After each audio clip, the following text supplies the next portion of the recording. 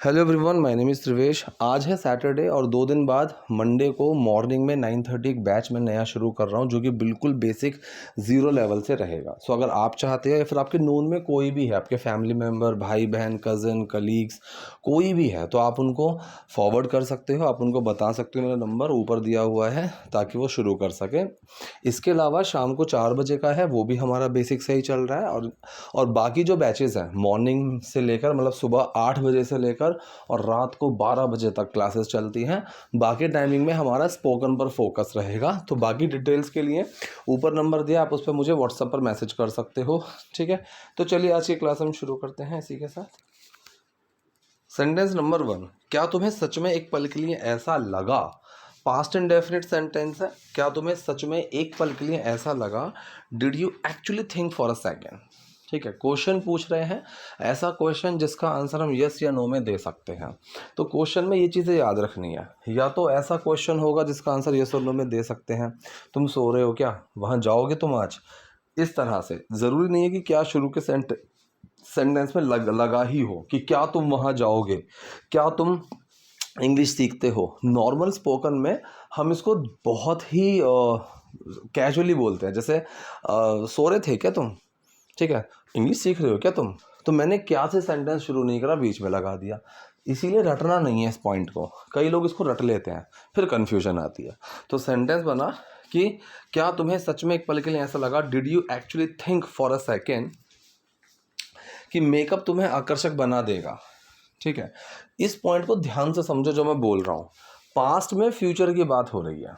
क्या हो रहा है? पास्ट में फ्यूचर की बात हो रही है, तो सेकंड फॉर्म में जाएगा। विल की सेकंड फॉर्म होती है वुड।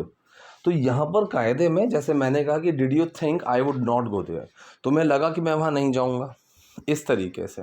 दूसरा तरीका मैंने आप लोगों को बोला हुआ है कई बार कि विल की जगह आप is going to, am going to, are going to का यूज़ कर सकते हो। तो इसने क्या किया, पास्ट में भी वही यूज़ किया है। अब is going to, am going to, are going to की जगह पास्ट में क्या बनेगा, was going to, were going to. तो इसका सेंटेंस क्या बना, did you actually think for a second that makeup was going to make you attractive.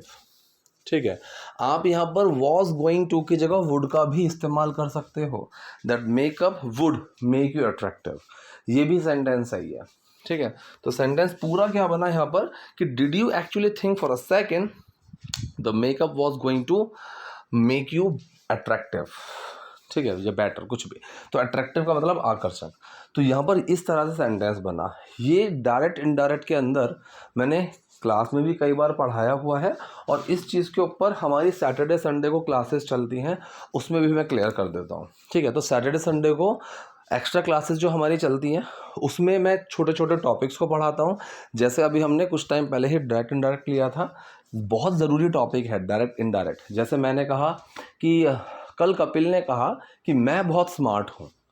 अब कपिल ने कहा कि मैं बहुत स्मार्ट हूँ, ये बात मैं आपको बता रहा हूँ। अब इस मैं से समझ में नहीं आएगा कपिल अपने लिए बोल रहा था या फिर कपिल मुझे बोल रहा था। ठीक है, अब मैं बता रहा हूँ आपको, मैंने कहा कि भाई कपिल ने मुझसे कहा कि मैं बहुत स्मार्ट हूँ। अब मैं अपने आप को भी काउंट कर सकता हूँ, और हो सकता है कि मैं ये बता रहा हूँ कि कपिल ने खुद को बोला कि मैं बहुत स्मार्ट हूँ। तो ये होती है डायरेक्ट इनडायरेक्ट, इसमें बहुत कन्फ्यूजन आ जाती है। तो ये चीज़ें आपको आनी चाहिए। ठीक है, मेकअप से कुछ नहीं होने वाला। ठीक, मतलब मेकअप से कुछ नहीं होने वाला, मेकअप कुछ नहीं करने वाला। So makeup is not going to do anything. ठीक है, इस वाला के सेंस में हम समझते हैं अगर कोई चीज़ करने वाली है, होने वाली है, थोड़ा टाइम लगेगा, तो उसमें हम यूज़ करते हैं गोइंग टू का। जैसे सॉरी, जैसे मैंने कहा कि अब ना सर्दियाँ आने वाली हैं, तो winters are going to come. तो आर गोइंग टू, ऐसा तो नहीं है कि अगले ही सेकंड आने वाली है। ठीक है, so winters are going to come, ऐसे बोलूँगा। और कोई जो चीज़ वो अगले ही पल होने वाली है, जैसे कि मैंने कहा कि मूवी का टाइम है 4 बजे का और 3:50 या 55 हो चुके हैं। अब मैं कहूँ कि भाई मूवी शुरू होने वाली है, so movie is about to, ठीक है, अबाउट टू स्टार्ट। मैंने कहा कि कल मेरा दोस्त आने वाला है, so tomorrow my friend is going to come. और अगर मेरे दोस्त ने मुझसे पूछा फ़ोन करके कि मैं ना यहाँ पर पहुँच गया हूँ तेरी गली के बाहर, कौन सा घर है तेरा, मैंने कहा ये वाला घर है। अब मैं कहूँगा कि मेरा दोस्त आने वाला है, so he is about to come, क्योंकि वो बस पहुँचने ही वाला है। तो गोइंग टू और अबाउट टू में बहुत फ़र्क है, इसको ध्यान से समझ लिया करो। तो इसने कहा मेकअप से कुछ नहीं होने वाला, मेकअप कुछ नहीं करने वाला है, so makeup is not going to do anything. ठीक है, तुम बिल्कुल गलत हो, यू आर कंप्लीटली मिस्टेकन। ठीक है, मिस्टेकन मतलब गलत, तो तुम पूरी तरह से तुम बिल्कुल गलत हो, यू आर कंप्लीटली मिस्टेकन। ये कपड़े पक्का तुम्हें मोटा दिखाएंगे।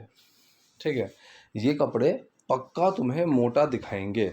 सो दैट आउटफिट, ये जो आउटफिट है, ये जो ड्रेस है, इज डेफिनेटली,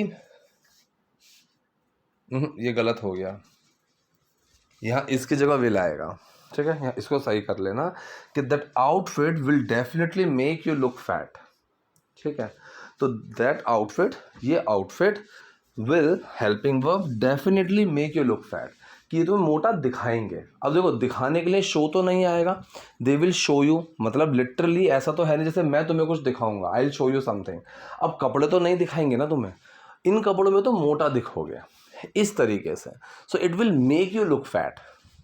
ठीक है, ये तुम्हें बहुत स्मार्ट दिखाएगी। अब जैसे मैंने कहा कि भाई एक काम करो, ये वाली शर्ट पहनो, ये तुम्हें बहुत स्मार्ट दिखाएगी, मतलब इससे तुम स्मार्ट दिखोगे। So it will make you look smart, ऐसे हम बनाते हैं। तो ये कपड़े तुम्हें पक्का मोटा दिखाएंगे, so that outfit is definitely make you, sorry, will definitely make you look fat. ठीक है, चलो एक और पहन कर देखते हैं। अब यहाँ पर इसने क्या बोला, लेट्स ट्राई अनदर वन। कुछ लोग अनदर और अदर में कंफ्यूज रहते हैं कि अनदर लगाऊं कि अदर लगाऊं। देखो, अनदर का जो यूज़ होता है ना, वो होता है एक और के सेंस में, एक और, इसके अलावा दूसरा। ठीक है, कि ये तो है, इसके अलावा दूसरा, एक और, उस वाले सेंस में। और जो अदर होता है वो होता है कि दूसरा, इसके एक और नहीं, कोई और, वो उस सेंस में होता है।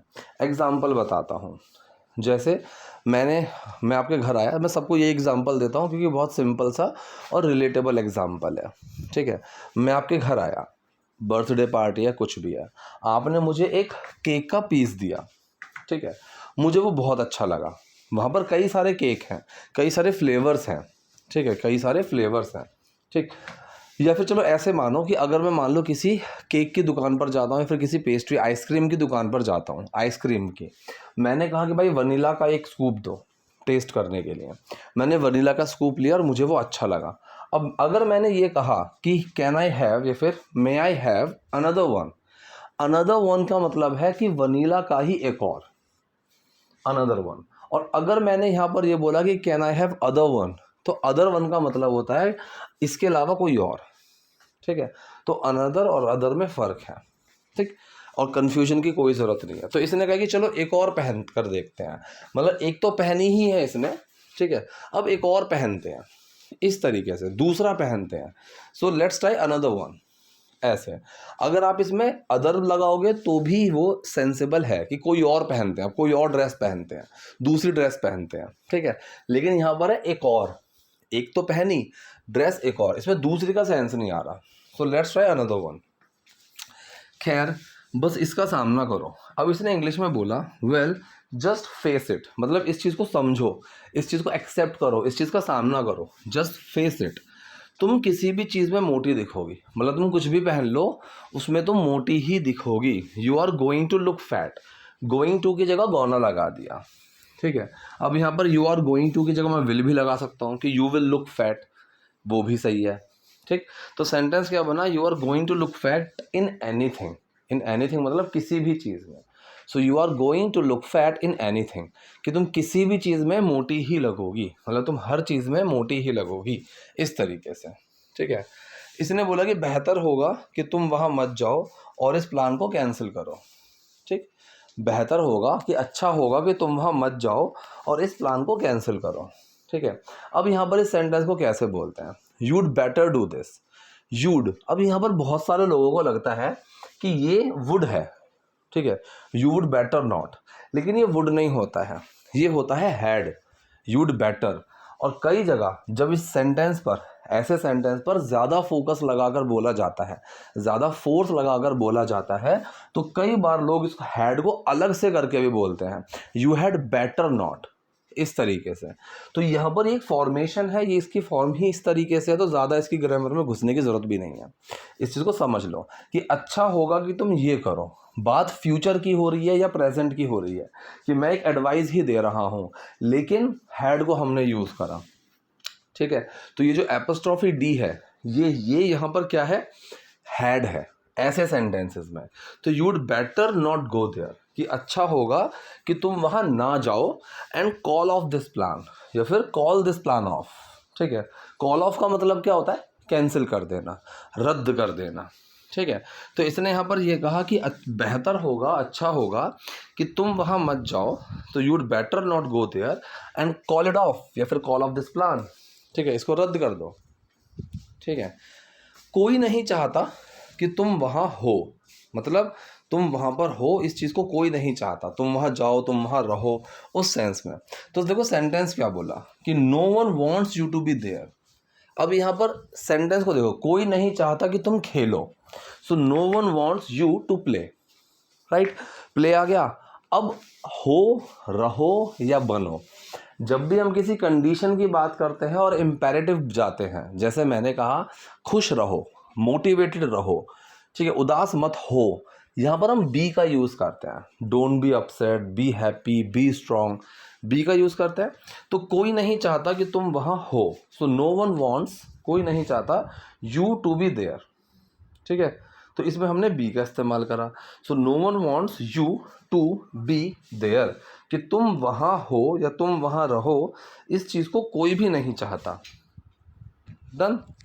नेक्स्ट, इस तरह से रूठने से कोई फ़ायदा नहीं, इस तरह से रूठने से कोई फ़ायदा नहीं है।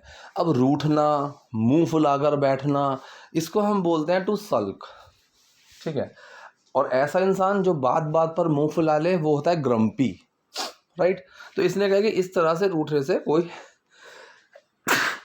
सॉरी गाइस, तो इस तरह से रूठने से कोई फायदा नहीं है। So no use of sulking like this, ठीक है, no use, there is no use of sulking like this, या फिर no use of sulking like this. Sulking मतलब रूठना, मुंह फुलाना।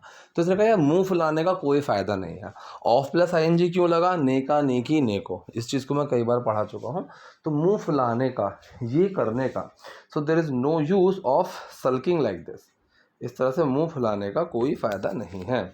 तुम खुद को कम समझ रही हो। अब यहाँ पर इसने एक सेंटेंस बोला, you are selling yourself for short, ठीक है। Sell someone self for short का मतलब होता है कि अपने आप को कम आंकना, अपनी कम वैल्यू लगाना, अपने आप को छोटा समझना, ठीक है। जैसे कि मान लो आप कहो यार मैं तो 20,000 की सैलरी मिल जाए उसमें खुश हूँ। 20,000 की salary, you are selling yourself for short, भाई you deserve more than that, तुम इससे ज़्यादा डिजर्व करते हो, and you are selling yourself for short, you don't have to do this, कि ये चीज़ करने की ज़रूरत नहीं है, तुम खुद को बहुत कम आंक रहे हो, तुम अपनी वैल्यू बहुत कम लगा रहे हो, तुम इससे ज़्यादा डिजर्व करते हो, चाहे तुम कितनी भी कोशिश कर लो। अब इस चाहे को बहुत आराम से समझना, ध्यान से। चाहे तुम कहीं भी चले जाओ, चाहे तुम कुछ भी कर लो, चाहे तुम कितनी भी कोशिश कर लो, ठीक है। तो यहाँ पर हम यूज़ करते हैं नो मैटर का। मैंने कहा कि चाहे तुम कहीं भी चले जाओ, so no matter wherever you go, चाहे तुम कुछ भी कर लो, so no matter whatever you do, ठीक है। चाहे तुम जो भी हो, no matter who you are, ऐसे। तो इसने कहा कि चाहे तुम कितनी भी कोशिश कर लो, no matter how hard you try, कितनी कोशिश करना, हाउ हार्ड, कितनी भी मेहनत से, ठीक, कितनी ज़्यादा कोशिश करो, so no matter how hard you try, वो तुम्हें चोट पहुंचाने के अलावा कुछ नहीं करेंगे, वो तुम्हें दुख पहुंचाने के अलावा, वो तुम्हें हर्ट करने के अलावा कुछ नहीं करेंगे। अब यहाँ पर एक बहुत अच्छी टर्म आजकल चल रही है, मैं आपको समझाता हूँ, एक्सेप्ट डूइंग समथिंग। ये चीज़ करने के अलावा आप इसकी जगह बट का भी यूज़ कर सकते हो, बट, और बट के साथ आईएनजी फॉर्म लगाना चाहो लगा दो, लेकिन स्पोकन में और राइटिंग में भी 2+V1 लगाया करो, infinitive form. So they will not do anything, वो और कुछ नहीं करेंगे एक्सेप्ट हर्टिंग यू, या फिर एक्सेप्ट टू हर्ट यू। दूसरा तरीका क्या है, they won't do anything but to hurt you, ठीक है। एक्सेप्ट की जगह मैंने बट लगा दिया, कितना क्लियर है। So they won't do anything but to hurt you. तो बुक्स में स्पोकन में ये चीज़ बहुत मिलेगी, बट का ये वाला यूज़ बहुत मिलेगा, पता होनी चाहिए। तो वो और कुछ नहीं करेंगे तुम्हें दुख पहुंचाने के अलावा। So they won't do anything but to hurt you. ठीक है, I think this was done. कोई डाउट कोई क्वेरी अगर है so do let me in the comment section. Video पसंद आई है तो लाइक कीजिए, नए हैं लाइक सब्सक्राइब दोनों कीजिए। Thank you.